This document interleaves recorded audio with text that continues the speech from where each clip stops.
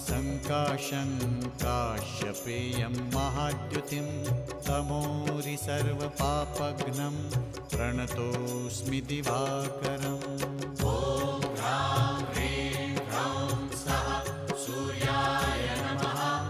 ॐ ह्रां ह्रीं ह्रौं सः सूर्याय नमः।